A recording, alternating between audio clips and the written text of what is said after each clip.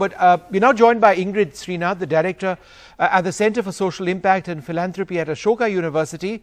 Thank you so much for joining in today. Do give us more in terms of an idea of how Give India ensures that there is complete transparency in the India COVID Response Fund initiative, transparency being so critical. In the time of a crisis like this pandemic, both the demand from donors surges. I mean, there's been 3.5 lakh donors have donated to the fund, as well as the number of NGOs doing work on this issue skyrockets. So literally 70-80% of all NGOs across India say that they're doing some work relating to COVID relief.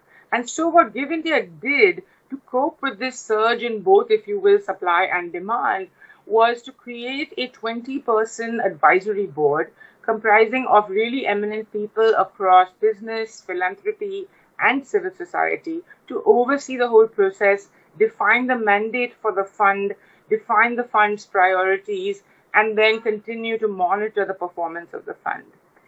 Within that advisory board, there's a 3-person steering committee, of which I am part, which meets weekly.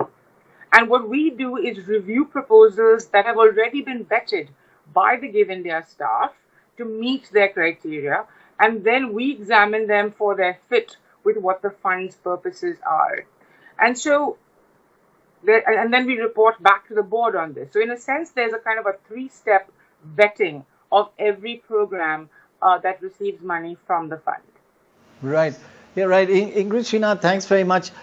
You know, people say that Indians are not that generous, but we've noticed Indians are extremely generous when they trust where the money is gone.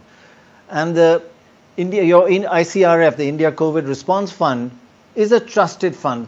So I think all our donors would like to know, how do you keep track of the funds, and how will you inform donors of how their money is actually being spent?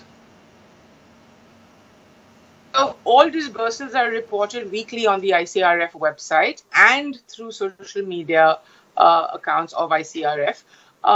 We, as I said, review it as a committee weekly, and the advisory board reviews it fortnightly.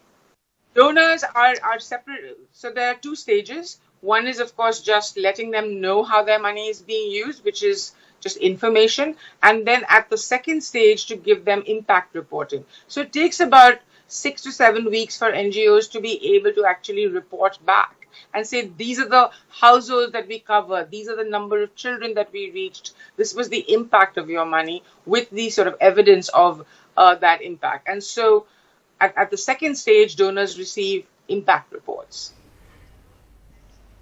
All right, thank you very much, Ingrid Srinath, for being with us.